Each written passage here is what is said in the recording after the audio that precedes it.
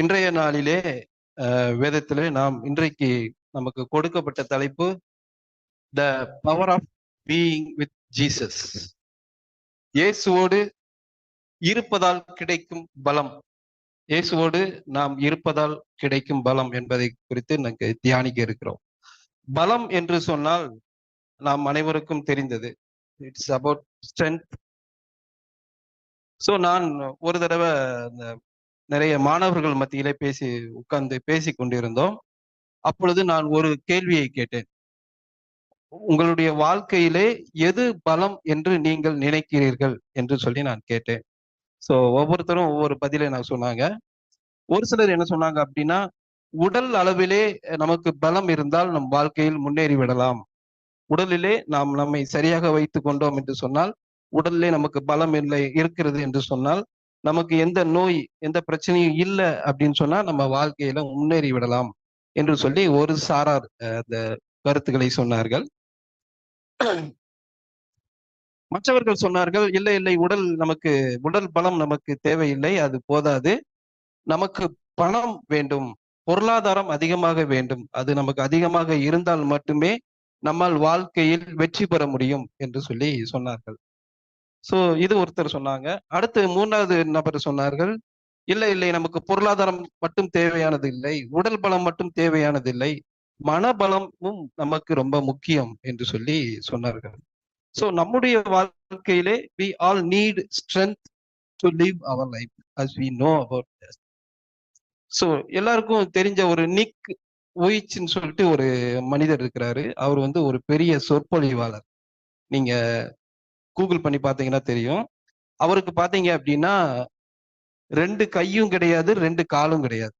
So அவர் பார்க்கறதுக்கு ஒரு 2 காலும் 2 கையும் எதுவுமே கிடையாது. நீங்க பார்த்துருப்பீங்கன்னு நினைக்கிறேன்.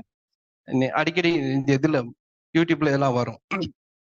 நிக்குன்னு சொல்லி நீங்க டைப் பண்ணீங்கன்னா. ஸோ அவருக்கு 2 கையும் 2 காலும் கிடையாது.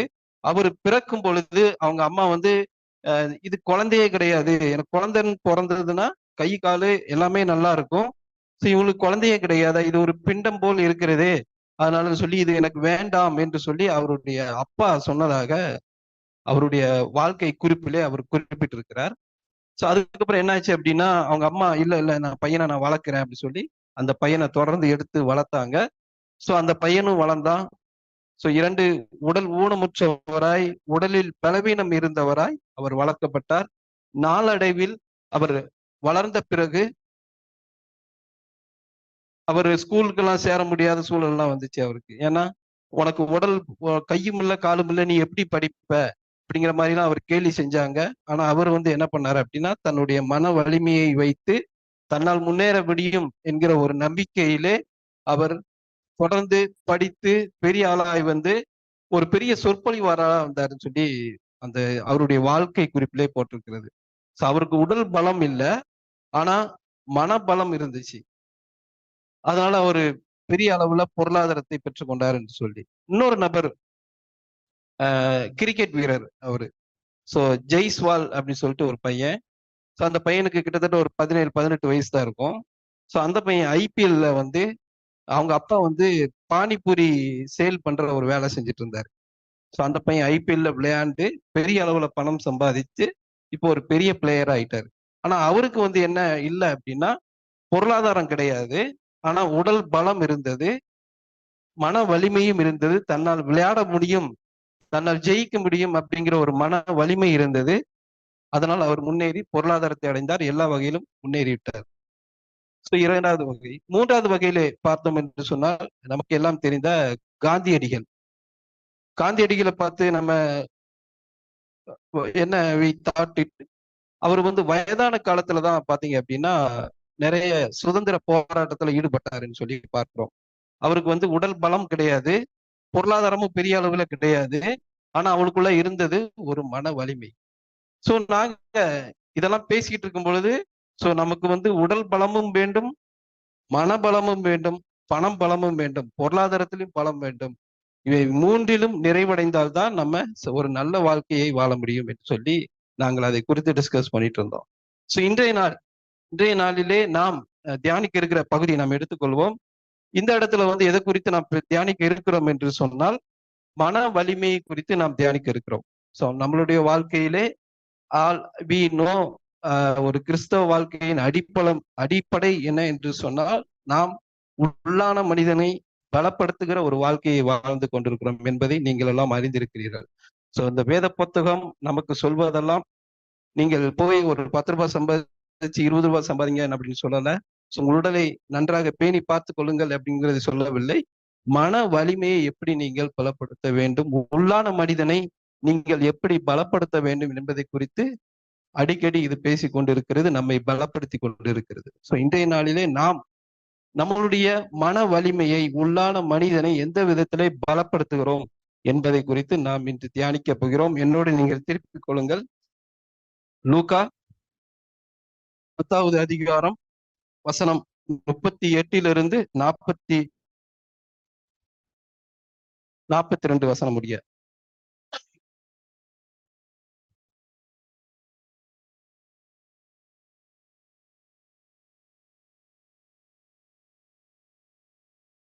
நானே வாசிக்கிறேன். பின்பு அவர்கள் பிரயாணமாய் போகையில் அவர் ஒரு கிராமத்தில் பிரவேசித்தார். அங்கே மார்த்தாள் என்னும் பெயர் கொண்ட ஒரு ஸ்திரீ அவரை தன் வீட்டிலே ஏற்றுக்கொண்டாள். அவளுக்கு மரியாள் எனப்பட்ட ஒரு சகோதரி இருந்தால். அவள் இயேசுவின் பாதத்தருகே உட்கார்ந்து அவருடைய வசனத்தை கேட்டுக்கொண்டிருந்தாள்.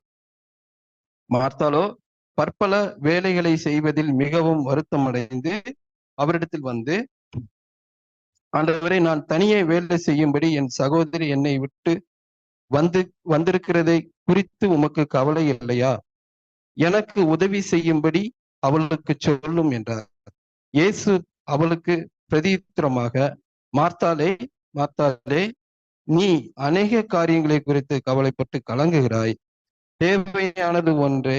மரியாள் தன்னை விட்டு எடுபடாத நல்ல பங்கை தெரிந்து கொண்டாள் என்றார். இந்த இடத்துல ஒரு சின்ன சம்பவம் நடந்து கொண்டு இருக்கிறது. இட்ஸ் ஆல் அபவுட் விருந்தோம்பல் என்று சொல்லலாம், ஒரு ஹாஸ்பிட்டாலிட்டி. இயேசுவின் காலத்தில் ஊழியங்கள் எப்படி ஊரெல்லாம் போவாங்க, ஒரு இடத்துல சாப்பாடு அவங்களுக்கு கொடுப்பாங்க, சாப்பிடுவாங்க, வீடு வீடா தான் போய் சாப்பிடுவாங்க. அப்படிங்கிறது தான் அவங்களுடைய டெய்லி ரொட்டீன் லைஃபா இருந்துச்சு. ஒருவேளை வனாந்தரத்துல அவங்களுக்கு சாப்பாடு கிடைக்கல அப்படிங்கும் போதுதான் ஒரு பெரிய அற்புதம் அந்த இடத்துல நடக்குது. ஏன்னா அங்க பக்கத்துல எதுவும் வீடு கிடையாது அப்படிங்கிறதுனால, இங்க எதுவும் பக்கத்துல வீடு கிடையாது, எங்களுக்கு சாப்பாடெல்லாம் கொடுக்க முடியாது அப்படின்னு சொன்னதுக்கு அப்புறம் தான் என்ன பண்றாங்க அப்படின்னா, 5 அப்பம் 2 மீன்களை கொண்டு ஒரு பெரிய அற்புதம் அங்கே நடைபெறும். பொதுவாக இயேசுவின் ஊழியங்கள் எதை சார்ந்திருந்தது என்று பார்த்தோம் என்று சொன்னால், ஒவ்வொரு வீட்டின் போய் அவங்க சாப்பிடுவாங்க, அங்க தங்கிக்குவாங்க, ஊழியம் செஞ்சு போய்கிட்டே இருப்பாங்க. இப்படிதான் நடந்து கொண்டிருந்தது. பொதுவாக யூத கலாச்சாரத்திலே விருந்தோம்பல் என்று சொன்னால் ரொம்ப ஸ்பெஷலா அவங்க வந்து அதை வந்து அதுக்கு முக்கியத்துவம் கொடுப்பார்கள். ஆபிரகாம் குறித்து நம்ம பார்த்தோம் என்று சொன்னால், ஆபிரகாம் 18ஆம் அதிகாரத்துல பார்த்தோம்னா, அவங்களுடைய 3 தூதர்கள் வர்றாங்க. நான் வாசிக்கிறேன் உங்களுக்காக. அப்பொழுது ஆபிரகாம் தீவிரமாய்,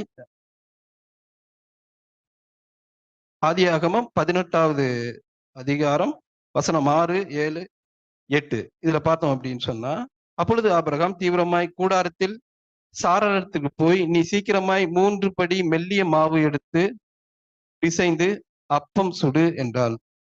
ஆபிரகாம் மாட்டு மந்தைக்கு ஓடி ஒரு நல்ல இலக்கன்றை பிடித்து வேலைக்காரன் கையிலே கொடுத்தான். அவன் அதை சீக்கிரத்தில் சமைத்தான். ஆபிரகாம் வெண்ணெயையும் பாலையையும் சமைப்பித்த கன்றையும் எடுத்து வந்து அவர்கள் முன்பாக வைத்து, அவர்கள் அருகே மரத்தடியில் நின்று கொண்டிருந்தான். அவர்கள் புசித்தார்கள். யூத கலாச்சாரத்துல என்ன என்று சொன்னால், வீட்டுக்கு வருபவர்களை விருந்தோம்பல் செய்வது என்பது ஒரு அடிப்படை கலாச்சாரம். நல்ல உணவுகளை இருப்பதிலே ஒரு நல்ல உணவை கொடுக்க வேண்டும் என்று சொல்லி, நீங்க இதுல படிச்சோம் அப்படின்னா, மெல்லிய மாவு என்று சொல்லி சொல்லுகிறார்கள். அப்படின்னா ஒரு சுப்பீரியர் குவாலிட்டி அப்படி சொல்லலாம். கொளுத்த கன்று என்று சொல்லுகிறார். சாதாரண கன்று இல்ல, நல்ல இளம் கன்று அப்படி சொல்லி சொல்றாங்க. எதுனாலுமே ஒரு ஸ்பெஷலா செய்வாங்க விருந்தோம்பல் அப்படின்றது. நாங்க வந்து ஓஎம்ல ஊழியம் செய்து கொண்டிருந்தோம். அப்போ வந்து பாத்தீங்க அப்படின்னா, டிராக்ஸ் எல்லாம் கொடுப்போம். ஓஎம்ல வந்து ஊழியம் செய்யும் பொழுது ஒவ்வொரு ஏரியால போய் டிராக்ஸ் கொடுப்போம். பஞ்சாப்ல நாங்க ஊழியம் செய்யும் பொழுது அந்த வீட்டுக்கு போனோம் அப்படின்னா ஒரு ஸ்வீட்டு தண்ணி கொடுப்பாங்க. அந்த ஊர் பழக்கம் அப்படி. நம்ம ஊர்ல எல்லாம் அப்படி செய்ய மாட்டாங்க, தண்ணி கூட கொடுக்க மாட்டாங்க. நான் அந்த ஊர்ல பழக்கம் என்ன அப்படின்னா, வந்தா யாரு வீட்டுக்கு வந்தாலும் உங்களுக்கு முன்ன பின்ன தெரியலைன்னாலும் அவங்க ஸ்வீட் கண்டிப்பா கொடுத்துருவாங்க. அவங்க வீட்டுல வச்சிருப்பாங்க. கண்டிப்பா ஸ்வீட் கொடுப்பாங்க. அவங்களுடைய கலாச்சாரம். சோ விருந்தோம்பல் என்பது இந்த யூத கலாச்சாரத்திலே மிகவும் முக்கியத்துவம் வாய்ந்ததாக இருக்கிறது. சோ நீங்க தொடர்ந்து அதுக்கு முன்பதாக நிறைய காரியங்களை நாம் பார்த்தோம் என்று சொன்னால், ஆண்டவர் வந்து இயேசுவானவர் வந்து இந்த சீஷர்களை வந்து ஊழியத்துக்கு அனுப்பும்போது என்ன சொல்லி அனுப்புறாரு அப்படின்னா, நீங்க எல்லாரும் வீட்டுக்கும் போங்க. அங்க போனீங்க அப்படின்னா அவங்க உங்களுக்கு சாப்பிடுறதுக்கு கொடுப்பாங்க. நீங்க அதை புசிக்க வேண்டும். அப்படி என்றால் தான் அவர்கள் உங்களை ஏற்றுக்கொள்வார்கள் என்று சொல்லி அதையும் அங்க ஆண்டவர் சொல்றாரு. சோ என்ன இதுல நம்ம பார்க்கிறோம் அப்படின்னா, விருந்தோம்பல் என்பது இவருடைய கலாச்சாரத்திலே பின்னி பிணைந்ததாக இருக்கிறது. அதன் அடிப்படையிலே அந்த பட்டணத்துக்குள்ளாய் ஆண்டவர் வருகிறார். மார்த்தாள் ஓடி சென்று இயேசுவை அழைத்து கொண்டு அவரை மகிழ்விக்க வேண்டும். அவருக்கு என்னுடைய அன்பை வெளிப்படுத்த வேண்டும். அவரை நான் நேசிக்கிறேன் என்பதை அவர் அறிந்து கொள்ள வேண்டும் என்ற ஒரு நோக்கத்திலே என்ன சொல்கிறார் என்றால், ஓடி சென்று அவரை கூப்பிட்டு இன்றைக்கு ஒரு பெரிய விருந்து அவருக்கு நான் ரெடி பண்ண வேண்டும் என்று சொல்லி ஒரு பேராவலில் போய் மார்த்தாள் வந்து போய் இயேசுவை கூப்பிட்டு வரார் வீட்டுக்கு. வீட்டுக்கு இயேசுவானவர் வர்றாரு. நம்ம அந்த சீனை கொஞ்சம் கற்பனை பண்ணிக்கலாம். வீட்டுக்கு அவர் வந்த உடனே என்ன பண்ணுதாங்க அப்படின்னா, எல்லாரும் விசாரிக்கிறாங்க எப்படி இருக்கிறீங்க ஏதுன்னு. நம்ம வீட்டுல அப்படித்தானே, எல்லாருமே வந்தாங்க அப்படின்னா கொஞ்சம் விசாரிப்போம் எப்படி இருக்கிறீங்க, கொஞ்ச நேரம் அவங்ககிட்ட நின்று பேசுவோம். இதுதான் அங்க நடந்திருக்குது. மார்த்தாள் மரியாள் 2 பேருமே பேசிட்டு இருக்கிறாங்க. கொஞ்ச நேரத்துல எல்லாரும் உட்கார்ந்து பேசிட்டு இருக்கிறாங்க. கொஞ்ச நேரத்துல என்ன ஆகுது அப்படின்னா, மார்த்தாள் அந்த இடத்தை விட்டு நகன்று வெளியே சென்று விடுகிறார். ஏன் என்று சொன்னால், இயேசுவை நான் மகிழ்விக்க வேண்டும் என்று சொன்னால் அவருக்கு நிறைய விருந்துகளை நான் ரெடியூஸ் பண்ண வேண்டும் அப்படிங்கிற ஒரு நோக்கம் அவருக்குள்ள இருந்தது என்று இருந்ததுனால் அவங்க என்ன பண்றாங்க அப்படின்னா, அந்த இடத்துல இருந்து போய் அவருக்கு நிறைய விஷயங்கள் நம்ம செய்ய வேண்டியிருக்கும் அப்படின்னு சொல்லி கிளம்பி போயிடுறாங்க. மேரி அங்கேயே உட்கார்ந்து விடுகிறார்கள். இயேசு சொல்ற வார்த்தைகளை கேட்டுக்கொண்டே இருக்கிறார். அடுத்து என்ன நடக்குது அப்படின்னா, சோ மார்த்தாள் வந்து தான் செய்ய வேண்டிய பணிகளை தொடர்ந்து செய்து கொண்டே இருக்கிறார். சோ இங்க மார்த்தாளுக்கும் மரியாளுக்கும் ஒரு ஒற்றுமை இருக்கிறது. சோ அதையும் நம்ம ஒரு கிளான்ஸ் பார்த்துடலாம். சோ மார்த்தாளும் மரியாளும் விசுவாசிகள் என்பதை நீங்கள் அறிந்திருக்கிறீர்கள். இயேசுவை பற்றி அவர்களுக்கு தெரியும். 2 பேருமே விசுவாசிகள். 2 பேருமே இயேசுவின் மீது அதிக கரிசனை உடையவர்கள் என்று சொல்லி பார்க்கிறோம். 2 பேருமே இயேசுவை ஏற்றுக்கொண்டவர்கள். அவர்களை ஆண்டவராக ஏற்றுக்கொண்டவர்கள். 2 பேருமே ஒரே குடும்பத்தை சார்ந்தவர்கள். சோ 2 பேருக்குமே இந்த ஒற்றுமை இருக்குது. ஆனா 2 பேருமே ஒரே குடும்பத்தை சார்ந்தவர்களாய் இருந்தாலும் அவர்களுக்குள்ள ஒரு சின்ன வேற்றுமை இருக்கிறது. அதை குறித்து தான் நான் தியானிக்க போகிறோம். அடுத்த ஸ்லைட். சோ மார்த்தாவுடைய ஆட்டிடியூட் அப்படிங்கிறத குறித்து பார்த்தோம் என்று சொன்னால், மார்த்தாள் நாம் எல்லாம் அறிந்தபடி இயேசுவானவர் உள்ளே வந்தவுடன் அவருக்கு விருந்துகளை செய்ய வேண்டும் என்கிற ஒரு நோக்கத்திலே இயேசுவானவரை விட்டு விலகி தொடர்ந்து வேலை செய்ய புறப்படுகிறார். ஸோ நிறைய நேரத்துல நம்ம ப்ரேயர் மீட்டிங்லாம் நம்ம சர்ச் மூலமா நம்ம பண்ணுவோம். ஒரு தடவை எங்க வீட்டுல ப்ரேயர் மீட்டிங் வச்சிருந்தாங்க. என்ன ஆச்சு அப்படின்னா, பாஸ்டர் துபாயில போயிட்டாங்க. அந்த பாஸ்டர் அவர் தான் எங்க வீட்டுல பேசுறதுக்கு வந்திருந்தாங்க. பாஸ்டரும் வந்திருந்தாங்க. அப்போ நான் வந்து இங்க சாப்பாடு வந்து வெளியே ஆர்டர் பண்ணியிருந்தோம். ஸோ வர்றவங்களும் எங்க இடம் தெரியாது அப்படிங்கிறதுனால ஃபோன் பண்ணிக்கிட்டே இருந்தாங்க. நான் வந்து அவங்களுக்கு டைரக்ஷன் சொல்லிக்கிட்டு இருந்தேன். அதனால எனக்கு என்னன்னா, அந்த இடத்துல உட்கார்ந்து வசனங்களையும் கேட்க முடியாத ஒரு சூழல் வந்துருச்சு. இது எல்லாருக்குமே இந்த அனுபவம் இருக்குன்னு நான் நினைக்கிறேன். ஏன்னா இப்போ பாஸ்டர் வீட்டுக்கு வராங்க அப்படின்னா, ஒரு ப்ரேயர் மீட்டிங் வச்சிருக்கிறோம் அப்படின்னா, நம்ம வந்து வர்றவங்களுக்கு வழி சொல்லணும். எங்க வழி மாறி போயிடக்கூடாது. வர்றவங்களுக்கு நிறைவா சாப்பாடு எல்லாம் ரெடி பண்ணணும். அதனால அதன் மீது கொஞ்சம் நோக்கமா இருப்போம். நம்ம பொதுவா நம்மளுடைய மனநிலையே அந்த நேரத்துல அப்படிதான் இருக்கும். So we give priority for that and that time. நம்ம வந்து இந்த மாதிரியான அரேஞ்ச்மெண்ட்ஸ்ல கொஞ்சம் ப்ரையாரிட்டி கொடுப்போம். இதே தான் இங்க நடக்குது. மார்த்தாள் நிறைய வேலைகளை செய்வதற்கு முற்படுகிறார். யூத கலாச்சாரத்துல நான் ஏற்கனவே சொன்னபடி அவங்க நிறைய ப்ரொசீஜர்லாம் வச்சிருக்கிறாங்க. பொதுவா வந்து வந்தாங்க அப்படின்னா அவங்க எல்லாத்துக்கும் கால் கழுவுவதற்கு தண்ணி கொடுப்பாங்க. தலையில எண்ணெய் வைப்பதற்கு, அப்புறம் அவர்களை முத்தம் செய்வார்கள், விசாரிப்பார்கள், அவர்களுக்கு நிறைய சமையல்கள் செய்வார்கள். ஸோ இதுதான் அவங்களுடைய கல்ச்சர். ஸோ பொதுவா இயேசுவோட வர்றவங்க 1 பேர் 2 பேர் வரமாட்டாங்க. நம்ம பாஸ்டர்மா வந்தாங்க அப்படின்னா பாஸ்டரும் பாஸ்டர்மா மட்டும்தான் வருவாங்க. ஸோ நம்ம வீட்டுக்கு ரொம்ப கொஞ்சம் பேர் தான் வருவாங்க. ஸோ ஆனா இயேசுவானவர் வரும்பொழுது அவரோட 12 சீசர்கள் வருவாங்க. அவங்களும் 4-5 பேரை கூப்பிட்டு வருவாங்க. ஒரு பெரும் கூட்டமாக வந்திருக்கும் என்று சொல்லி நாம் கற்பனை செய்து பார்க்கலாம். ஸோ இப்படி உள்ள வரும்போது இவர்களுக்கெல்லாம் சமைக்க வேண்டும், இவர்களை எல்லாம் உபசரிக்க வேண்டும் என்று சொன்னால் கொஞ்சம் அதிகமாக வேலை செய்ய வேண்டும் என்பதுதான் மார்த்தாளுடைய மைண்ட்ல ஓடிக்கொண்டே இருந்தது. அதனால அவங்க எதிர்த்து போய் வேலை செஞ்சுட்டு இருக்கிறாங்க. மேரி தனக்கு உதவி செய்ய வருவாள் என்று எண்ணி வேலை செய்து கொண்டிருக்கிறார்கள். ஆனா நேரம் ஆயிட்டே இருக்குது, வேலை இவங்களுக்கு கூடிட்டே இருக்குது. அந்த வேலை செய்யணும், இந்த வேலை செய்யணும்னு சொல்லி ரொம்ப குழப்பத்தில் போறாங்க. ஸோ பொதுவா வந்து வீட்டுல விருந்தாளிங்க வந்திருந்தாங்க அப்படின்னா, ஸோ நம்மளுடைய துணைவியார் அங்க போய் சமையல் பண்ணிட்டு இருந்தாங்க அப்படின்னா, மற்றவங்க எல்லாம் உட்காந்து ஹால்ல பேசிட்டு இருந்தாங்க அப்படின்னா, அங்க இருந்து ஒரு சிக்னல் வரும். என்ன சிக்னல் வரும் அப்படின்னா, பாத்திரம் தடதடன்னு உருளும். அப்புறம் கொஞ்சம் அப்படியே ஒரு சூழல் மாறும். ஒரு பாத்திரம் உருளும் போதே என்ன செய்யணும், கொஞ்சம் சுதாரிச்சுக்கணும். போய் அவங்களுக்கு உதவி செய்யணும் அப்படிங்கிற ஒரு அண்டர்ஸ்டாண்டிங் பெண்களுக்கு பொதுவாகவே. அதே மாதிரி கூட அங்க நடந்திருக்கலாம்னு சொல்லி நான் நம்புகிறேன். மார்த்தால வந்து ஏதோ கொஞ்சம் பாத்திரத்தை உருட்டி இருக்கலாம், கொஞ்சம் சிக்னல் கொடுத்திருக்கலாம். அதையும் மேரி கண்டுக்கல. மேரியோட கவனம் எல்லாம் இங்க உட்கார்ந்து கேட்கிற வசனத்தை கேட்க வேண்டும் என்கிற ஒரு பெரிய நோக்கத்தில். ஸோ தொடர்ந்து மார்த்தால வந்து யார்ட்டையோ சொல்லி கூட அனுப்புறாங்க, மேரிய கொஞ்சம் கூட்டுவோமா போய் அப்படின்னா, மேரியும் வர்ற மாதிரி இல்ல, உட்கார்ந்து வசனத்தை கேட்டுக் கொண்டிருக்கிறார். ஸோ ரொம்ப மார்த்தால வந்து ரொம்ப உச்சக்கட்டத்துல போயிட்டாங்க, ரொம்ப டிஸ்ட்ராக்ஷன் ஆயிட்டாங்க, ரொம்ப கோவப்பட்டு அடுத்து வந்து என்ன செய்யறாங்க அப்படின்னா, ஸோ என்ன பண்றாங்க அப்படின்னா, நேரம் வந்து இயேசுவானவர்கிட்ட கேட்கிறாங்க, ஆண்டவரே, நான் வாசிக்கிறேன் அந்த வசனத்தை.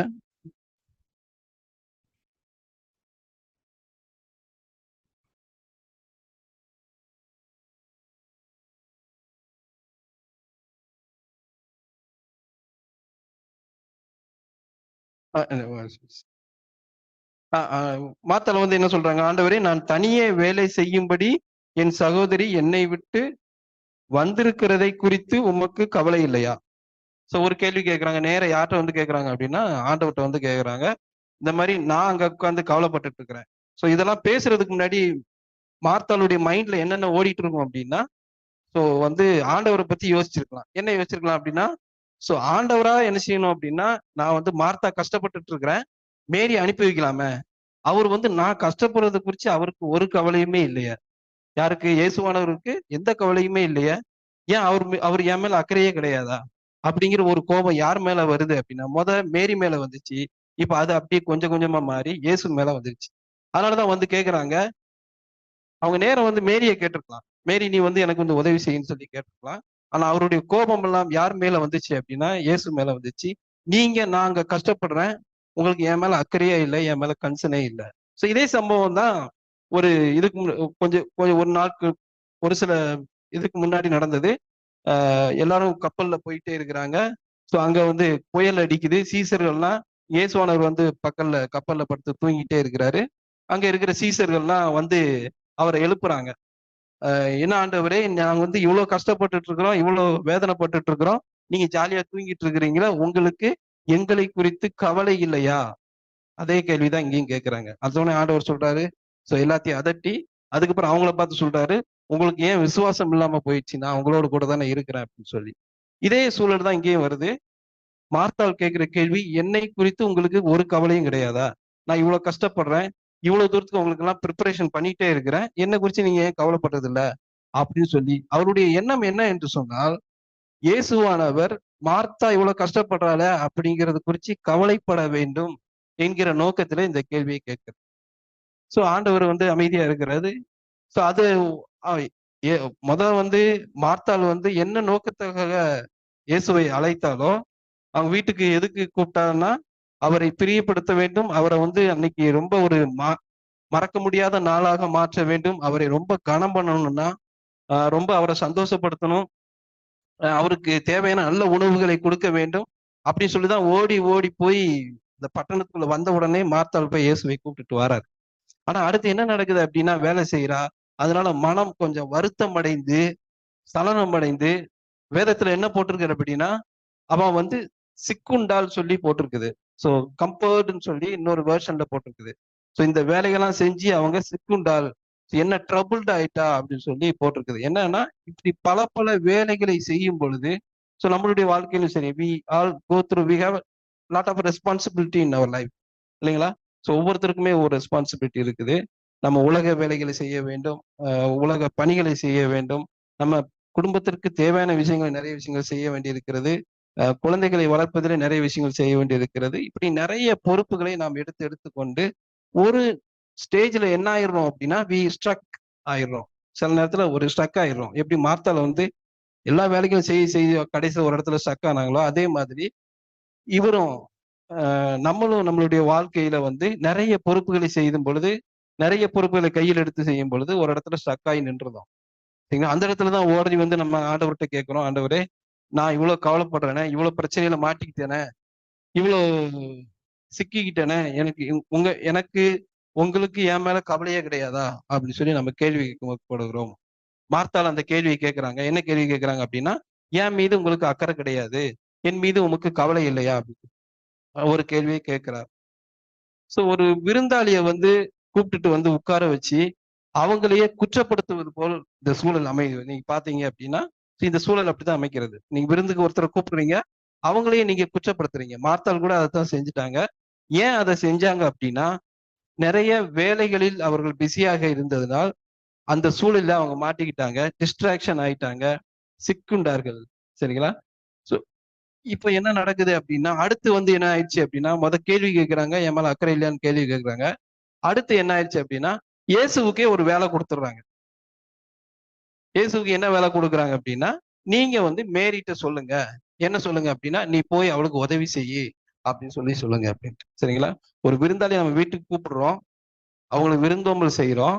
அவங்கள என்ன பண்றாங்க, மார்த்தா வந்து வந்து அவங்கள அழைச்சுட்டாங்க.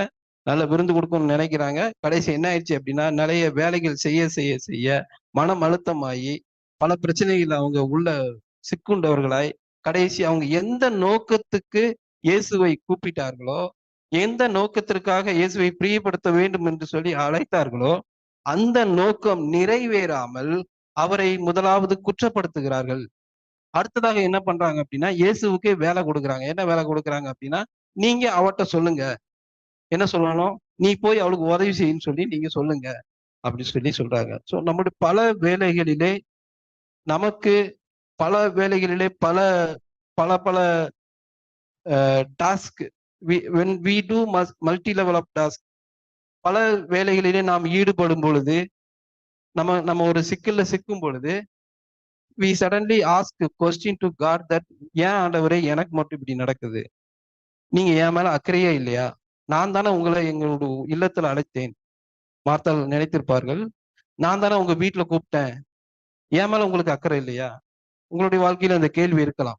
சில வேளைகளிலே நீங்கள் கவலை அடையும் பொழுது, சோர்வு அடையும் பொழுது, உங்களுடைய வாழ்க்கையிலே சிக்குண்டவர்களாய் இருக்கும் பொழுது, நீங்கள் உங்களிடத்திலே ஒரு கேள்வி எழும். என்ன கேள்வி எழும் என்று சொன்னால், ஆண்டவரே, நான் இவ்வளவு கவலைப்பட்டுட்டு இருக்கிறேனே, இவ்வளவு சிக்கல்ல இருக்கிறேனே, ஏன் எனக்கு இப்படி நடக்குது? என்னை சுற்றிலும் நிறைய பேர் இருக்கிறாங்க. நல்லாதான் இருக்கிறாங்க. சந்தோஷமா இருக்கிறாங்க. ஆனா எனக்கு மட்டும் ஏன் இப்படி நடக்குது? அப்படி சொல்லி நம்ம ஆண்டவரை நோக்கி கேள்வி கேட்டவர்களா இருக்கிறோம். எங்களுடைய என்னை குறித்து உங்களுக்கு அக்கறை இல்லையா? அப்படி சொல்லி நம்மளுடைய விசுவாசம் அங்கே அடிப்படையான விசுவாசம் அங்கே அசைக்கப்படுவதை நாம் பார்க்கிறோம். சரிங்களா? நம்முடைய விசுவாச வாழ்க்கையிலே எது மிக முக்கியம் என்று சொன்னால், நாம் அவரை நம்புவது, அவர் மேல் விசுவாசம் வைப்பது. அதுவே இங்க என்ன ஆயிடுச்சு அப்படின்னா, கொஞ்சம் ஷேக்கன் ஆயி மாறிடுச்சு. அடுத்து என்ன ஆகுது அப்படின்னா, ஆண்டவரை நோக்கி நாம் கேள்வி கேட்கிறோம். அதுக்கப்புறம் என்ன ஆயிடுச்சு அப்படின்னா, ஆண்டவருக்கே நம்ம ஒரு பிளான் குடுத்துடுறோம். இல்லைங்களா? இந்த சிக்கல் எனக்கு இருந்துச்சு. எனக்கு வந்து நீங்க இது பண்ணுங்க. இல்லைங்களா? எனக்கு இவ்வளவு அமௌண்ட் எனக்கு தேவைப்படுது. இந்த சிக்கல்ல நான் மாட்டிக்கிட்டேன். Then we give plan of action to God. சரி, எனக்கு இது மட்டும் நீங்க பண்ணுங்க. நம்ம நம்ம அவர்கள் கரத்துக்குள்ளாய் எல்லாவற்றையும் ஒப்பு கொடுப்பதுகள்ல, நாம் அவருக்கு ஒரு ஐடியா குடுக்க ஆரம்பிச்சிடுறோம். எப்படி மார்த்தாள் வந்து நீங்க போய் மேரிட்ட சொல்லுங்க. இந்த பிரச்சனை இது ஒரு பிரச்சனை ஆயிட்டு, நீங்க என்ன செய்யுங்க? மேரிட்ட சொல்லி அத சரி பண்ணுங்க அப்படின்னு சொல்லி. நம்மளே ஆண்டவருக்கு ஆலோசனை சொல்ல ஆரம்பிச்சோம் சில வேளைகள்ல. நம்மளுடைய ஜெபங்கள் அப்படிதான் இருக்கிறது. சரிங்களா? நம்மளுடைய விருப்பப்படி நம்ம விருப்பத்தை இயேசுவுக்குள்ளாய் திணிக்க ஆரம்பிக்கிறோம். நம்ம ஒரு சிக்கல்ல மாட்டிக்கிட்டோம் அப்படின்னா, அதிலிருந்து தப்பிப்பதற்கு நாம் நம் தவறுகளை உணருவதில்லை. நாம் சுயநலத்தின் அடிப்படையில் தானே இந்த சிக்கத்துல மாட்டிக்கிட்டோம். அப்படி சொல்லி நம்ம தவறுகளை நாம் உணர்வதில்லை. மாறாக இயேசுவை கேள்வி கேட்கிறோம். அவருக்கு நாம் அட்வைஸ் பண்ண ஆரம்பிச்சிருக்கோம். போன இந்த மாதம் முதல் வாரத்திலே ஒரு சிஸ்டர் சாட்சி சொன்னாங்க. நம்ம சர்ச்சில தான். டாக்டர் நினைக்கிறேன். ஒரு டாக்டர். அவங்க பேரு அவங்க வந்து அவங்க மகா வந்து வெளிநாட்டுக்கு போவதற்கு நிறைய சேரா சேரா சிஸ்டர் சொன்னாங்க. அவங்களுடைய சாட்சிகளை குறித்து சொன்னாங்க. நீங்க நல்லா கவனிச்சிருப்பீங்கன்னா, அதுல ஒரு முக்கியமான விஷயத்தை அவங்க பேசினாங்க. என்ன என்று சொன்னால், அவர்கள் வெளிநாடு போய் படிப்பதற்கு நிறைய முயற்சிகள் எடுத்துக்கொண்டே இருந்தார்கள். நிறைய ஃபெயிலியர் ஆயிட்டே இருந்துச்சுன்னு சொல்லி சொன்னாங்க. கிட்டத்தட்ட one year or something else. So இவர்கள் நம்ம பாஸ்டர்ட்டையும் சங்கீதா சிஸ்டரையும் ஆலோசனைகளை கேட்டார்கள். சங்கீதா சிஸ்டர் பாஸ்டர் அவர்கள் சொன்னார்கள், நீங்கள் ஆண்டவருக்குள்ளாய் ஒப்புக் கொடுங்கள், ஆண்டவருடைய திட்டத்தை தெளிவாக புரிந்து கொள்ளுங்கள் என்று தொடர்ந்து அவர்களுக்கு வலியுறுத்தி வந்தார். ஸோ அவர்களும் அதை செய்து வந்தார்கள். ஆனால் 1 வருடம் ஆகிவிட்டது, கொஞ்சம் நாட்கள் ஆகிக்கொண்டே போனது. ஆனால் அவர்கள் நினைத்த காரியத்தை அடைய முடியவில்லை. அப்புறம் தான் அவங்க சொன்னாங்க, ஆண்டவரே எங்களால முடியல, எல்லாவற்றையும் நாங்க உங்களை கரத்துல கொடுக்குறோம், நீங்க என்ன செய்ய விருப்பப்படுறீங்களோ அதை செய்யுங்க அப்படி சொல்லி அவருடைய கரத்திலே ஒப்பு கொடுத்த பின்னர் தான் அந்த காரியம் நிறைவேறியது என்று சொல்லி சாட்சி சொன்னார். சரிங்களா? என்றைக்குமே நம்மளுடைய வாழ்க்கையிலே வரும் சிக்கல்களுக்கும் நாம் அதை பொறுப்பெடுத்துக் கொள்ள வேண்டும். நான் பல யோசனைகளே, பல பிளான்ல நான் இருக்கிறேன், பல பல வேலைகளை நான் செய்து கொண்டிருக்கிறேன், அதனாலதான் எனக்கு பிரச்சனை வருது அப்படிங்கிறத நாம உணர வேண்டும். நாம் உணரவில்லை என்று சொன்னால் நம்மளுடைய வாழ்க்கையின் மிக அடிப்படை அஸ்திவாரமான நம்மளுடைய விசுவாசம் அசைக்கப்பட்டுவிடும். எப்படி அசைக்கப்பட்டுவிடும் என்று சொன்னால், நாம் ஆண்டவரை நோக்கி கேள்வி கேட்க ஆரம்பிப்போம். ஆண்டவரை நோக்கி முதலாவது கேள்வி கேட்க ஆரம்பிப்போம். அப்புறம் நம்மளே ஆண்டவருக்கு ஒரு அசைன்மெண்ட் கொடுத்துருவோம். நீங்க இதெல்லாம் பண்ணுங்க, எனக்கு இப்படி எல்லாம் செய்யுங்க, உதவி இந்த உதவி செய்யுங்க, எனக்கு இந்த இடத்துல இருந்து பணம் வர்றதுக்கு எனக்கு உதவி செய்யுங்க, எனக்கு இந்த வேலை கிடைக்கிறதுக்கு உதவி செய்யுங்க, எனக்கு இவ்வளவு சம்பளம் அதிகமா கிடைக்கிறதுக்கு உதவி செய்யுங்க, எனக்கு இந்த வேலை கிடைக்கிறதுக்கு உதவி செய்யுங்க. இப்படி நம்ம பிளானை கொடுத்துடுறோம் ஆண்டவர்கிட்ட. We don't wait for his will to happen in our life. So அவருடைய திட்டம் நம்முடைய வாழ்க்கையிலே நிறைவேறுவதற்கு நாம் அவருக்கு இடம் கொடுப்பதில்லை. சோ மார்த்தாள் அவருடைய நோக்கம் என்ன என்று சொன்னால், அவரை நல்லபடியாக கவனிக்கணும், அவரை நம்ம ப்ளீஸ் பண்ணணும், அவர் மேல கன்சர்னா இருக்கிறோம் அப்படிங்கிறத புரிஞ்சுக்கிடணும் அப்படிங்கிறத கூப்பிட்டுட்டு வராங்க. ஆனா இறுதியில் நடந்தது என்ன என்று சொன்னால், அவரை குற்றப்படுத்தினார்கள், அவரை ஒரு வேலைக்காரி மாதிரி ஆக்கிட்டாங்க. ஸோ இயேசுவை அவர் ஃபுல்லா டிஸ்ரெஸ்பெக்ட் பண்ணிட்டு அந்த அந்த அந்த இன்சிடென்ட் முடியுது. சரிங்களா? அடுத்ததாக நம்ம பார்க்கிறோம் Mary attitude. All we know that about Mary. What அவங்க என்ன பண்ணாங்க அப்படின்னா, ஸோ எல்லாரும் வர்றாங்க, உட்கார்ந்து பேசுறாங்க. அவங்க எந்த வேலைக்கும் போகல. அவங்களுக்கு தெரியும் வேலை எல்லாம் நடந்துகிட்டு இருக்குன்னு தெரியும். ஒரே குடும்பத்தில் உள்ளவங்க தான், என்னென்ன வேலை நடக்கும், வர்றவங்களை எப்படி எல்லாம் கவனிக்கணும், எவ்வளவு வேலை இருக்கும் அப்படின்னு அவங்களுக்கு நல்லா தெரியும். ஆனா என்ன பண்ணாங்க அப்படின்னா, அவங்க அதை குறித்து கவலைப்படவில்லை. சோ அவங்களுடைய போக்கஸ் எல்லாம் என்ன அப்படின்னா, இயேசுவானவர் என்னுடைய வீட்டிலே வந்திருக்கிறார், அவரிடத்திலிருந்து நான் வார்த்தைகளை பெற்றுக்கொள்ள வேண்டும், அது என்னுடைய ஆத்மாவிற்கு தேவைப்படுகிறது என்று சொல்லி மேரி அவர்கள் முடிவு செய்தார்கள். அதனாலதான் அவர்களுடைய பாதத்திலே உட்கார்ந்து இருக்கிறாங்க. எல்லாரும் கூப்பிட்டாங்க, போகல. பட் ஷி வாஸ் உட்கார்ந்துகிட்டே இருந்தாங்க. ஒருவேளை நீங்கள் கற்பனை செய்து பார்ப்போம் என்று சொன்னால், ஒருவேளை அந்த பெண்ணுன்னா அவங்க மட்டும்தான் இருந்திருப்பாங்க அப்படின்னு நான் நினைக்கிறேன். ஏன் அப்படின்னா, பொதுவாக யூத கலாச்சாரத்திலே பெண்கள் தான் வீட்டு வேலைகளை செய்ய வேண்டும் அப்படிங்கிற ஒரு கல்ச்சரல் பேரியர் அப்படிங்கிறது இருந்துச்சு. ஸோ இப்போ கூட ஓரளவுக்கு ஒரு சில இடங்கள்ல அப்படி இருக்குது. பட் எல்லா இடங்களும் அப்படி கிடையாது. பொதுவா பெண்கள் அப்படின்னு சொல்லி சொன்னோம் அப்படின்னா வீட்டு வேலைகளை செய்ய வேண்டும், அதற்கான பொறுப்பாளிகள் அவர்கள் தான் என்று சொல்லி ஒரு காலத்துல இருந்தது. சாரி. ஆனா இப்போது அந்த சூழல் இல்லை. ஏன் என்று சொன்னால், இப்பொழுது கணவன்மார்களும் மனைவிமார்களும் 2 பேருமே வேலை செய்யறதுனால சோ அதை ஷேர் பண்ணிக்கிறாங்க. ஆனா இது ஆதி காலத்துல என்ன என்று சொன்னால், வீட்டு வேலைகளை செய்வது யாராக இருக்க வேண்டும் என்று சொன்னால் பெண்கள் தான். சோ இந்த இடத்துல என்ன அப்படின்னா, மேரி அதையெல்லாம் மறந்து விட்டார்கள். நான் ஆண்டவர் எனக்கு இந்த வார்த்தைகளை கொடுக்கிறார், அவர் எப்பொழுதாவது நான் பார்க்கிறேன், இன்னைக்கு பார்க்கிறேன், நாளைக்கெல்லாம் என்னால பார்க்க முடியுமா என்னன்னு தெரியாது. நமக்கு இன்னைக்கு வேத புத்தகம் நம்ம கையில இருக்குது. So we have every facility to listen God's word. But on that day, they don't have that much opportunity to hear the word of God. So அந்த காலகட்டங்களிலே அவர்களுக்கு தேவனுடைய வார்த்தைகளை பெற்றுக்கொள்ள வேண்டும் என்று சொன்னால் வேற வாய்ப்புகளே கிடைக்காது. இந்த ஒரு பொன்னான வாய்ப்பை அவர்கள் கண்டிப்பாக பயன்படுத்தி கொள்ள வேண்டும் என்கிற ஒரு உத்வேகத்திலே எதையும் குறித்து கவலைப்படவில்லை.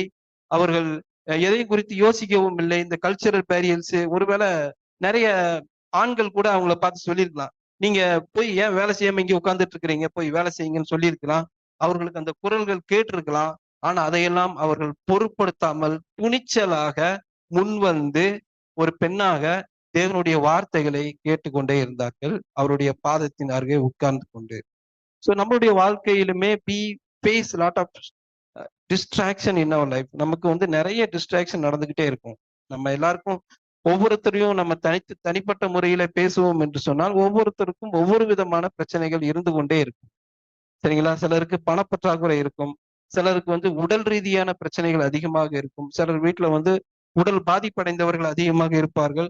சில வீட்ல வந்து ஆ ஏஜ் ஆனவங்க இருப்பாங்க. சில வீட்ல வந்து பிள்ளைங்க படிக்காம இருப்பாங்க. நெறைய வீட்ல நெறைய பிரச்சனைகள் இருந்து கொண்டே இருக்கும்.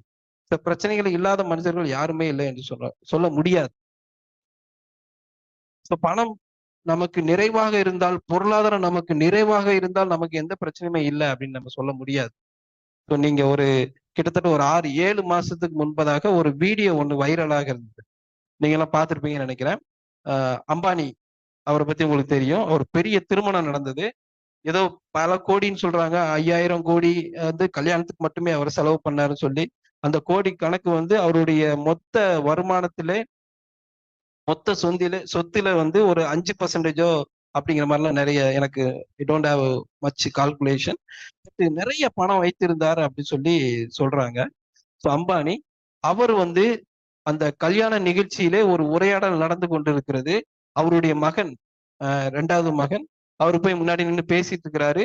அவரு வந்து தன்னுடைய வாழ்க்கையிலே நடந்த ஒரு கஷ்டத்த ஷேர் பண்ணிட்டு இருக்கிறாரு. என்ன கஷ்டம் அப்படின்னா, அவரு வந்து உடல் அளவுல பாதிக்கப்பட்டிருக்கிறார். என்ன அவருக்கு பாதிப்புன்னா, ஆஸ்துமான்னு சொல்லி ஒரு நோய் இருக்குது. தீராத வியாதி. அத பத்தி அதுல எவ்வளவு சஃபர் பண்ணேன் அப்படின்னு சொல்லி அந்த பையன் பேசிட்டு இருக்கிறான். அந்த பையன் பேச, பேச, பேச இவரு அழுதுகிட்டே இருக்கு. ஒரு எத்தனையோ 1000 கோடிக்கான அதிபதி பப்ளிக்கா எல்லாரும் பார்க்கும் விதத்திலே எல்லா மீடியாவும் இருக்குது. அந்த இடத்துல தன்னையும் மீறி அழுது கொண்டிருக்கிறார். நம்மலாம் இருக்கிறோம். லேசுல எல்லாருமே நம்ம அழுதுற மாட்டோம் யார்ட்டயும் சொல்லி. எவ்வளவு அவருக்குள்ள எவ்வளவு துயரம் இருக்கும் என்பதை நீங்கள் யோசித்து பாருங்கள். நம்முடைய வாழ்க்கையில நம்ம நினைச்சிட்டு இருக்கிறோம். இதெல்லாம் இல்ல அப்படின்னா வில் ஹேவ் அ ஸ்ட்ரகிள்ஸ். இந்த மாதிரியான நிறைய டிஸ்ட்ராக்ஷன் நமக்குள்ள இருக்கும். இதையெல்லாம் ஒதுக்கி வைத்து விட்டு எதற்கு நாம் முக்கியத்துவம் கொடுக்க வேண்டும் என்பதை நாம் புரிந்து கொள்ள வேண்டும். மேரி எப்படி நிறைய டிஸ்ட்ராக்ஷன் இருந்துச்சு. நிறைய பேர் அவங்களை டிஸ்டர்ப் பண்ணிக்கிட்டே இருந்தாங்க. ஆனால் அவர்கள் எதை தேர்ந்தெடுத்து கொண்டார்கள் என்று சொன்னால், தன்னை விட்டு எடுபடாத வாழ்க்கையை தெரிந்து கொண்டார். மேரி என்ன அப்படின்னா, அவர்களுக்குள்ளாய் இருந்த ஒரு தாகம் என்ன என்று சொன்னால், அவர்கள் விசுவாசியாக அழைக்கப்படவில்லை. அவர்கள் ஒரு சீஷனாக அழைக்கப்பட்டார்கள் என்பதை அவர்கள் உணர்ந்தார்கள். இங்க இருக்கிற எல்லாருமே ஒரு காலத்துல இயேசுவை நாம் ஏற்றுக்கொண்டோம். விசுவாசிகளானோம். நம்மளுடைய அடுத்த இலக்கு, நிரந்தர இலக்கு என்னவாக இருக்கும் என்று சொன்னால், நாம் ஒரு சீஷராக இருக்க வேண்டும். நம்மளுடைய வாழ்க்கையிலே we need that much quality in our life. அடுத்த slide. we have to commit in our life. நம்ம 2 பர்சனாலிட்டி பத்தி பார்த்தோம். ஒரு பர்சனாலிட்டி தன்னுடைய நோக்கத்தை விட்டு விலகி விட்டார்கள். தான் என்ன நோக்கத்துக்காக இயேசுவை அழைத்தோமோ அந்த நோக்கத்தை மறந்து அவரை குற்றம் சொல்லி அந்த மார்த்தாலுமே ஒரு நல்ல பெண்மணி தான். அவங்களும் ஒரு விசுவாசி தான். சரிங்களா? நம்மளுமே நம்மளுடைய உள்ளத்திலே இயேசுவை அழைத்திருக்கிறோம். எப்படி மார்த்தாள் தன்னுடைய இல்லத்திலே அழைத்திருக்கிறாரோ அது போல நாமும் நம்முடைய வாழ்க்கையிலே நம்முடைய உள்ளத்திலே இயேசுவை ஏற்றுக்கொண்டு இருக்கிறோம். ஆனால் அவரை ஏற்றுக்கொண்ட நாம் நம்முடைய உள்ளத்திலே எங்கே வைத்திருக்கிறோம் என்பதை குறித்து சிந்திக்க வேண்டும். நம்முடைய பற்பல யோசனைகளினாலும் பல வேலைகளினாலும் நாம என்கேஜா இருக்கும் பொழுது, நாம் சிக்கி கொண்டிருக்கும் பொழுது, வருத்தத்திலே சிக்கி கொண்டிருக்கும் பொழுது, நாம் முதலில் இயேசுவை நோக்கி கேள்வி கேட்கிறோம். அப்புறம் அவரையே நாம் குற்றப்படுத்துகிறோம். அப்புறம் நம்மளே அவருக்கு ஒரு ஒர்க்க அசைன் பண்ணி நம்முடைய விருப்பத்திற்கு ஏற்றபடி இயேசுவை மாற்றிக்கொள்கிறோம். சரிங்களா? மார்த்தாள் வந்து கண்டிப்பா வந்து இயேசுவை தான் ப்ளீஸ் பண்ணணும்னு நினைச்சாங்க. இயேசுவுக்கு உதவி செய்யணும்னு நினைச்சாங்க. இயேசுவை அளவு கடந்து அன்பு செலுத்த வேண்டும் என்று சொல்லி நினைத்தார்கள். ஆனால் எப்படி நினைத்தார்கள் என்று சொன்னால், அவர்கள் விரும்பிய வழியிலே அவரை பிரியப்படுத்த வேண்டும் என்று சொல்லி விரும்பினார்கள். அவர்கள் என்ன விரும்பினாங்க அப்படின்னா, மார்த்தாள் அவருக்கு நல்ல உபசரிச்சோம், நல்லா அவரை கவனிச்சுக்கிட்டோம் அப்படின்னா, அவர் சந்தோஷமாயிருவாரு அப்படின்னு சொல்லி. நாம் இயேசுவை ஏற்றுக்கொண்டோம். ஆனால் அவரை எந்த இடத்திலே நாம் வைத்திருக்கிறோம் என்று சொன்னால், நமக்கு அவர் எந்த அளவிலே பயன்படுகிறார் என்பதை யோசிப்பதில்லை. நாம் அவரை எப்படி பயன்படுத்துகிறோம் என்று யோசிக்கிறோம். அப்படியாகத்தான் நாம் சிந்தித்துக் கொண்டு இருக்கிறோம். இப்படியெல்லாம் செஞ்சா அவர் ஓகே ஆயிடுவாரு. நம்மளுடைய வாழ்க்கையிலே நிறைய மதங்கள் நீங்க பாத்தீங்க அப்படின்னா அப்படிதான் உருவாகிறது. நிறைய மதங்கள் நீங்க பாக்குறீங்க. எல்லாம் என்ன பண்றாங்க அப்படின்னா, கடவுளை வந்து அவங்களுக்கு ஏற்றபடி வணைந்து கொள்ளுகிறார்கள். அவர்களுடைய அவர்களுக்கு ஏற்றபடி அவற்றை மாற்றிக் கொள்கிறார்கள். சோ நம்முடைய வாழ்க்கையிலுமே இயேசுவை வந்து நமக்கு ஏற்றபடி அல்ல, அவருக்கு ஏற்றபடி நம்மை நாம் உருவாக்க வேண்டும். அவருடைய வாழ்க்கை நம் மூலமாக பிரதிபலிக்க வேண்டும் என்பதுதான் இயேசுடைய உன்னத நோக்கம். ஆனால் நாம் என்ன செய்கிறோம் என்று சொன்னால், இயேசுவை நாம் விசுவாசிக்கிறோம் என்று சொன்னால், பெயருக்கு நாம் பாட்டு பாடுகிறோம், வேற என்ன செய்கிறோம், பைபிள் வாசிக்கிறோம், சர்ச்சஸ் வர்றோம், கொஞ்சம் காணிக்கை கொடுத்துடுறோம், இது போதும், இதோட நம்ம நின்னுக்கலாம் அப்படின்னு சொல்லி இதை கட்டத்திலே நின்றுக்கிறோம். இயேசு அதை அதற்காக அந்த பூமியில வரவில்லை, அதற்காக உங்களுக்காக ரத்தம் சிந்தப்படவில்லை. இயேசுவின் நோக்கம் என்ன என்று சொன்னால், நீங்கள் அவரை பிரதிபலிக்க வேண்டும், அவராகவே வாழ வேண்டும், அவருடைய நற்கிரியைகளை, அவருடைய ஊழியத்தை தொடர்ந்து இந்த பூமியிலே தொடர்ந்து செய்ய வேண்டும் என்பதுதான் அவருடைய உன்னத நோக்கமாக இருந்தது. சோ அதற்காகத்தான் நாம் அழைக்கப்பட்டிருக்கிறோம். இந்த நாளிலே நாம் யோசிக்க வேண்டியது என்ன என்று சொன்னால், we have to spend our time, we have to spend our quality time with God. So நான் ஒரு சிறிய படத்தை இங்கே போட்டிருக்கிறேன். முதலாவது என்ன என்று சொன்னால், நமக்கு ஒரு ட்ரபிள் வரும்பொழுது நம்ம வந்து ஆண்டவருடைய சமூகத்தில் உட்கார்ந்து அதை தெளிவுபடுத்தி அதற்கு அப்புறமா நம்ம அதை மேற்கொண்டோம் என்று சொன்னால் நம்மளுடைய லைஃப் ஈஸியா ஆயிரும். ஸோ வந்து when we sit in feet of God அப்படிங்கிறது அந்த அந்த படத்துல போட்டிருக்குது. அது கொஞ்சம் கஷ்டமான தருணம் இல்லைங்களா? நமக்கு நிறைய பண நெருக்கடி வரும் பொழுது நம்ம போய் இயேசுவின் பாதத்துல உட்கார முடியுமா அப்படின்னா கண்டிப்பா முடியாது. நம்ம போய் என்ன பண்ணுவோம், பக்கத்துல உள்ளவங்ககிட்ட காசு கேட்போம், இல்ல அங்க போய் காசு கேட்போம், அங்கெல்லாம் போய் ட்ரை டு வேற ஏதாவது சோர்ஸ்ல போய் நம்ம அதை அதை சதிப்பதற்கு முயற்சி செய்வோமே தவிர ஆண்டவருடைய பாதத்துல உட்கார மாட்டோம். எந்த சூழலிலும் எந்த நிலையிலும் நமக்கு கஷ்டங்கள் வரும்பொழுது நாம் என்ன செய்ய வேண்டும் என்று சொன்னால், மேரி போல அவருடைய பாதத்திலே அமர்ந்திருக்க வேண்டும். ஒருவேளை நாம் நம்மளுடைய விருப்பப்படி முடிவு செய்வோம் என்று சொன்னால் அது கொஞ்சம் ஈஸியா தான் இருக்கும். ஆனா லேட்டரா அது வந்து கஷ்டமா இருக்கும். அந்த கிராஃப் நீங்க பாத்தீங்கன்னா உங்களுக்கு தெரியும். முதல்ல கஷ்டமா இருக்கிறது கடைசியா ஈஸியா ஆயிரும். முதல்ல ஈஸியா இருந்துச்சு அப்படின்னா கடைசி உங்களுக்கு கஷ்டமாக முடியும். சோ எப்படி நாம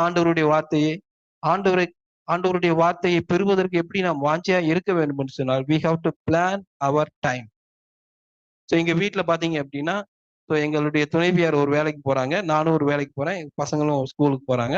so we have a scheduled time so that நாங்க என்ன பண்ணணும் அப்படின்னா 7 மணிக்கே நம்ம சாப்பிடணும். 7 to 7:30 சாப்பிட்டு முடிச்சுட்டு ஒரு 9 to 9:30 பெட்டுக்குள்ள போயிடணும்.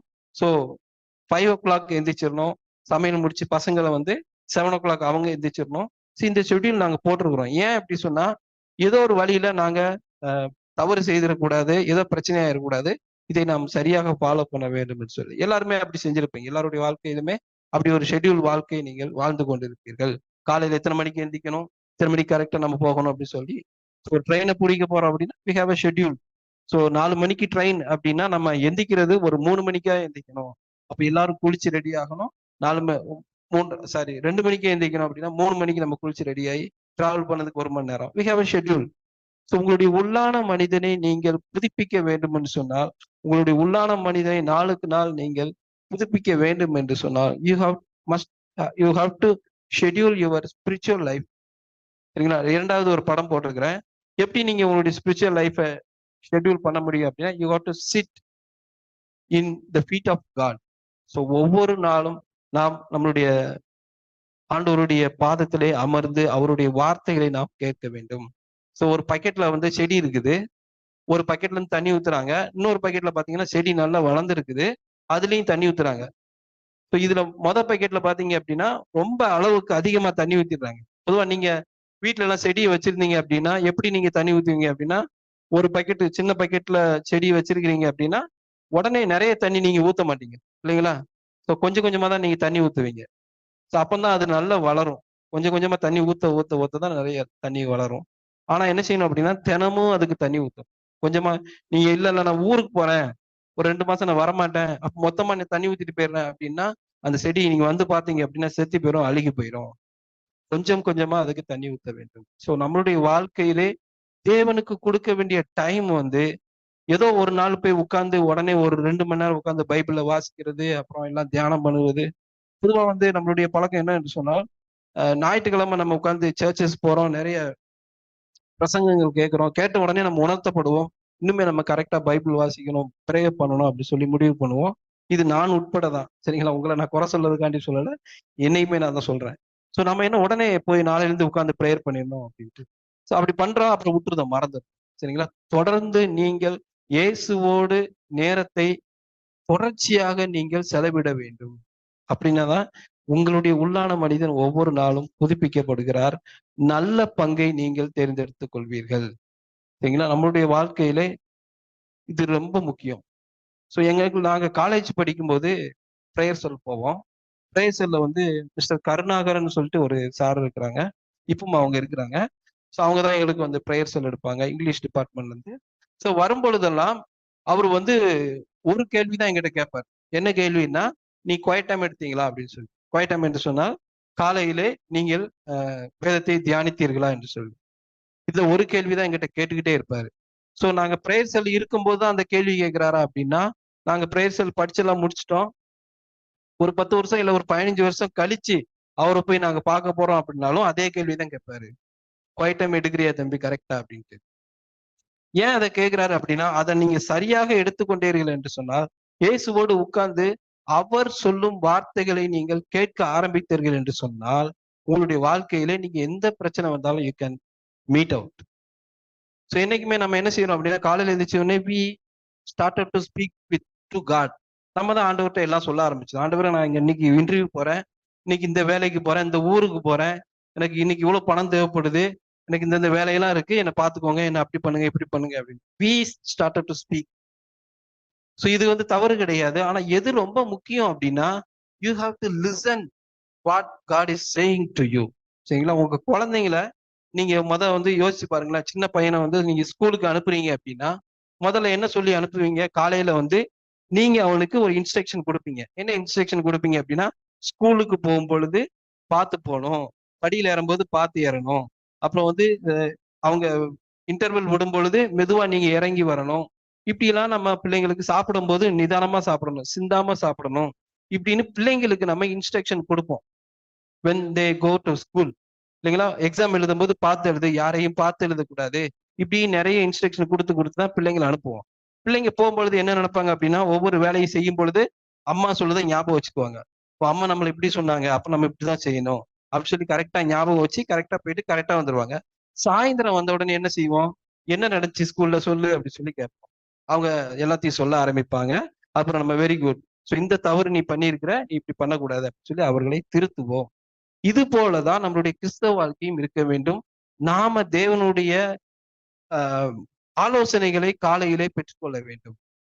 நம்ம அவருக்கு ஐடியா கொடுக்காம, நம்ம தொடர்ந்து நம்மளுடைய தேவைகளை சொல்லி சொல்லி சொல்லி பழகாம, நீங்கள் வேதத்தை எடுத்து உங்களுடைய தரமான நேரத்தை, குவாலிட்டியான நேரத்தை தொடர்ச்சியாக நீங்கள் ஃபாலோ பண்ணுவீர்கள் என்று சொன்னால், உங்களுடைய வாழ்க்கையிலே மிகுந்த அளவிலே, நீங்கள் எதிர்பார்த்த அளவிலே, நீங்கள் எதிர்பார்க்க முடியாத அளவிலே நீங்கள் உள்ளான மனிதனை புதுப்பித்துக் கொண்டே இருப்பீர்கள். ரொம்ப ரொம்ப முக்கியம் இந்த வாழ்க்கையில. கிறிஸ்தவ வாழ்க்கையில ஆல் வி நோ தட் நம்மளுடைய விசுவாசம் எதனால் பலப்படும் என்று சொன்னால் இந்த வேத வசனத்தினால் மட்டுமே.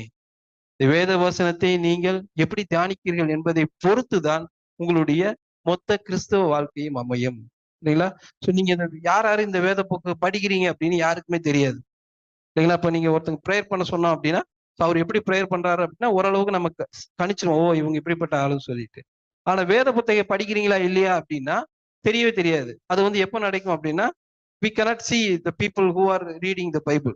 ஆனா எப்படி தெரிய ஆரம்பிக்கும் அப்படின்னா, by their action they will understand. So மரத்துல பார்த்தோம் அப்படின்னா வேறு வெளியே தெரியாது, கிளைகள் தான் வெளியே தெரிஞ்சுக்கிட்டே இருக்கும். நீங்க எல்லாம் பார்த்துருப்பீங்க. மரத்தின் கிளைகள், கனிகள் இதெல்லாம் வெளியே தெரியும். ஆனா தெரியாத ஒரு விஷயம் என்ன அப்படின்னா வேறு. அந்த வேறு நமக்குள்ள எவ்வளவு தூரத்துக்கு வளர்ந்துகிட்டு இருக்குதோ, நம்ம உள்ளான மனிதனை வந்து வேத வசனத்தினால் எவ்வளவு தூரத்துக்கு நம்ம வளர்த்து கொள்ளுகிறோமோ அந்த அளவுக்கு நம்மளுடைய மரத்தின் வளர்ச்சி இருக்கும். சரிங்களா? நம்ம வேறு சரியா இல்லை அப்படின்னா, வேறு அரிக்கப்பட்டது என்று சொன்னால், நீங்க உங்களுக்கு எல்லாம் தெரியும், ஒரு சின்ன புயல் வந்துச்சுன்னா டக்குன்னு அது கீழே விழுந்துரும் அந்த மரம். இல்லைங்களா? சோ நாம கிறிஸ்தவ வாழ்க்கையிலே வேதத்தின் அடிப்படையிலே நாம் நம்மை புதுப்பித்துக் கொள்ளவில்லை என்று சொன்னால், ஒரு பிரச்சனை வரும் பொழுது எளிதாக நாம் மடிந்து விடுவோம். சோ நம்முடைய வாழ்க்கையிலே we have one our life. நமக்கு ஒரு வாழ்க்கை ஆண்டவர் கொடுத்திருக்கிறாரு. அவருக்காக வாழ வேண்டும் என்கிற ஒரு பெரிய வாழ்க்கையை நமக்கு கொடுத்திருக்கிறார். இந்த வாழ்க்கையை நாம் அவருக்காக வாழ வேண்டும், அவருடைய வேதத்தின் அடிப்படையில வாழ வேண்டும் என்று சொன்னார்.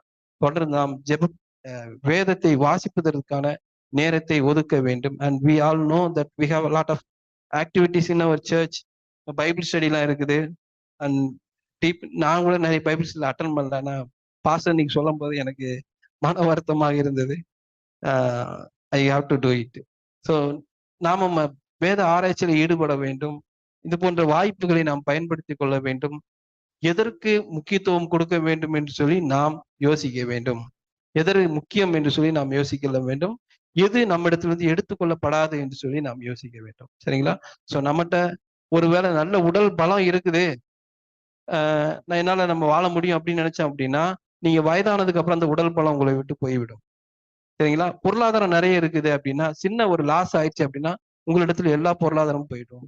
ஆனா மன வலிமை, இயேசுக்குள்ளா இருக்கின்ற வாழ்க்கையின் அனுபவம் உங்களிடத்திலிருந்து எந்த வயதிலும் எப்போதும் எடுத்துக்கொள்ளக்கூடாது. அதைத்தான் நீங்கள் தொடர்ந்து வளர்த்து கொள்ள வேண்டும் என்று சொல்லி நான் விரும்புகிறேன். ஆண்டவர் தாமே நமக்கு இந்த ஒரு வாய்ப்பை, இப்படியான வாழ்க்கையை நமக்கு அமைப்பார் என்று சொல்லி விசுவாசிக்கிறேன். நாம் ஜெபிப்போம். நல்ல ஆண்டவரே, இந்த வார்த்தைகளுக்காக நன்றி செலுத்துகிறோம்.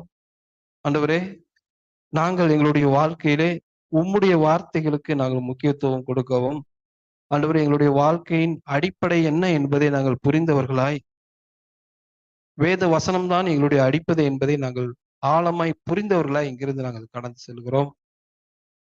இன்றிலிருந்து ஆண்டவரே, நாங்கள் அதற்கு முக்கியத்துவம் கொடுத்த பிள்ளைகளாய், ஆண்டவரே, உம்முடைய ராஜ்யம் மறுமட்டும் ஆண்டவரே நாங்கள் எங்களை புதுப்பித்துக் கொண்டே இருக்கிற பிள்ளைகளாய் இருக்க உதவி செய்யும். நீங்க வந்திருக்கிற ஒவ்வொருவரையும் உடைய கரத்துல கொடுத்து ஜெபிக்கிறோம்.